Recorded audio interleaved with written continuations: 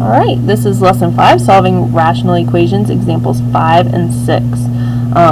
We're going to look at, that's an interesting denominator. I may want to, may want to factor this because that might make it easier to figure out what this means. This one shouldn't be too bad.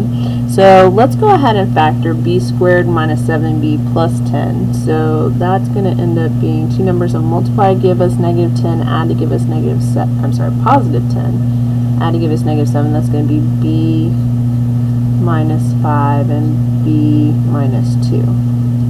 So that's what I have there. So this one has a b minus 2. This is going to be the same, so it needs a b minus 5. So I'm going to multiply by b minus 5 over b minus 5 for this last fraction right here to get a common denominator. So I have 1 over b minus 5 times b minus 2 equals 2 over, now I'm going to go ahead and just rewrite this as factored so I don't have to really worry about anything else like that, minus, and then I'm going to have b minus 5. Now this is really 1 times b minus 5, that's, I didn't write the 1, over b minus 5 times b minus 2.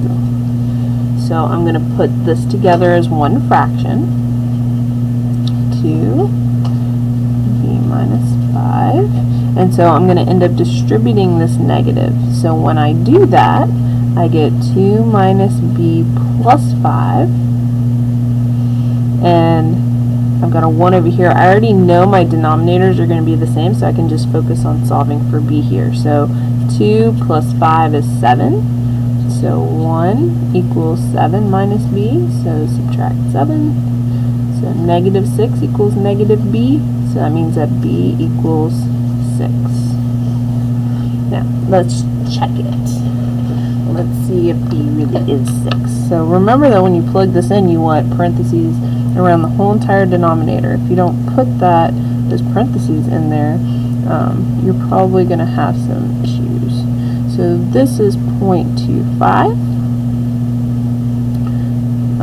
2 over that, so I can just change this 1 to a 2, is 0.5 minus, and then 1 over, well, 6 minus 2 is 4, so 1/4 is 0.25. So a quarter is 50 cents minus a quarter, that's true.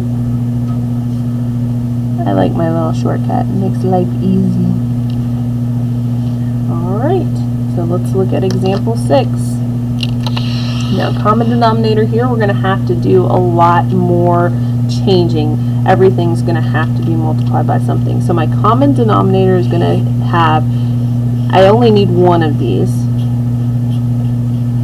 and it needs one of these as well. Okay, so I'm going to have several of these denominators like this.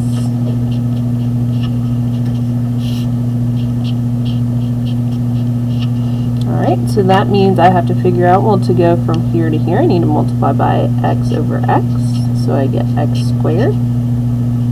To go from here to here, I need to multiply by x minus 1 over x minus 1, and I'm going to have to, I could go ahead and distribute that, but I'm not going to quite yet. And then to go from here to here, I have to multiply by x, so I multiply by x over x. So I just end up with x. Alright, now, I know my denominators are all going to pretty much be obsolete, so I'm just going to focus on my numerators. So that means I've got x squared minus 2 times x minus 1 equals x. So x squared minus 2x plus 2 equals x. And now we have to think back to quadratics, bringing this x over, figuring out, can we factor? If we can't factor, quadratic formula will work every single time. So this ends up being x squared minus 3x plus 2 equals 0. And the question is, can that factor? Two numbers that multiply give me 2, add to give me negative 3. It can. This is going to be x minus 2, x minus 1. And then I've got to figure out what makes them 0. So x equals 2. x equals 1. Now, we've got a small issue, because if I go back to the original, if I use 1 minus 1, that's not going to be good. So 1 is actually not in the answer. So the only answer should be 2, and we can check it. 2 over 2 minus 1 is 2. That's 2 over 1. And then minus 2 over 2, well, that's 1. Equals 1 over 2 minus 1, so 1 over 1, which is 1. 2 minus 1 equals 1, so 2 is my answer to that question.